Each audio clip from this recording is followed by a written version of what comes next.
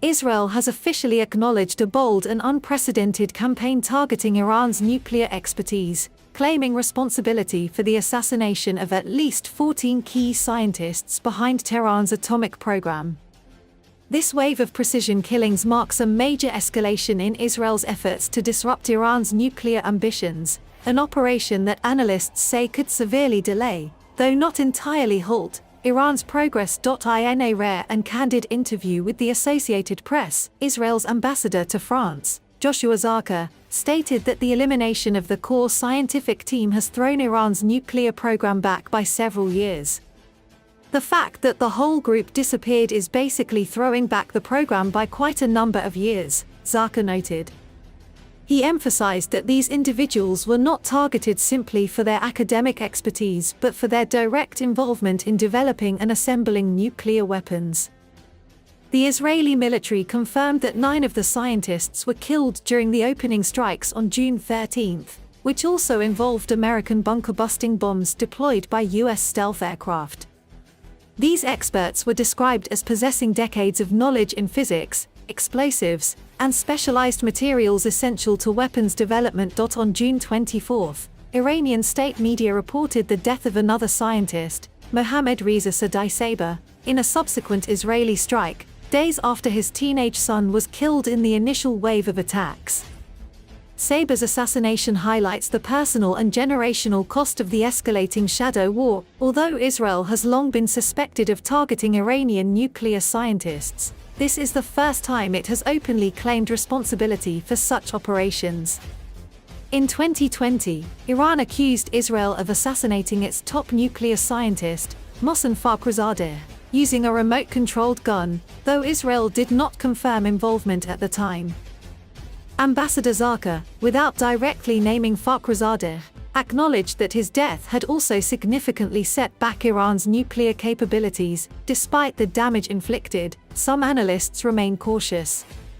It may delay the program, but it doesn't eliminate it, said Lova Rinal, a researcher with France's Foundation for Strategic Research.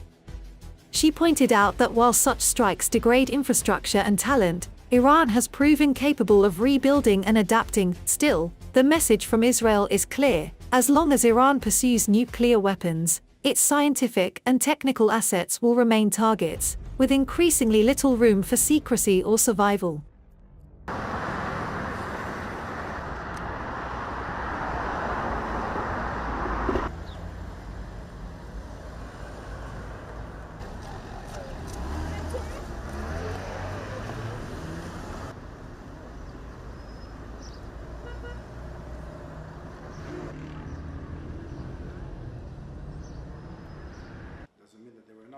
It means that he doesn't have the proof himself to say it. Mm-hmm. So it's a question of language, basically. But the point Iran had. Of course, I'm sure that you remember that we have. To scare the monkeys, that basically this will have a deterrent effect on other scientists, maybe. Well, people that actually were involved in creating the nuclear bomb, physicists and engineers and nuclear engineers, that were not because of the fact that they knew physics, but because of the fact that they were personally involved in the creation and the fabrication and the production of a nuclear weapon, from the different angles of it, from the material, from the explosives, from enrichment aspects, and from all the different aspects that are needed in order to create the bomb.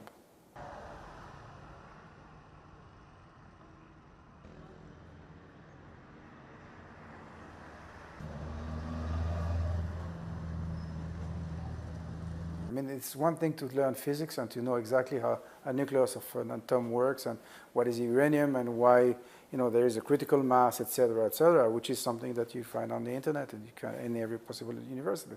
It's another thing to know how to take enriched uranium first of all to enrich uranium, but then to take the enriched uranium to the level of 90%.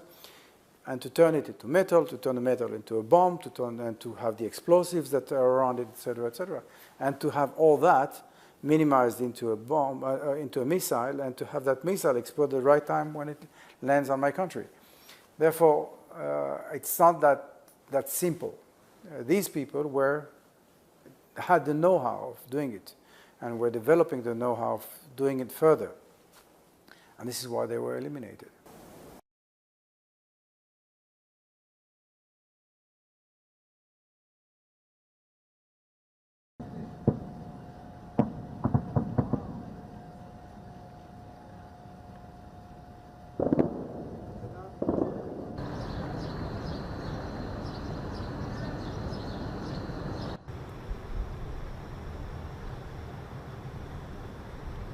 There was, I'm sure that you remember that there was an individual that was heading the father of the Iranian nuclear program that disappeared a couple of years ago.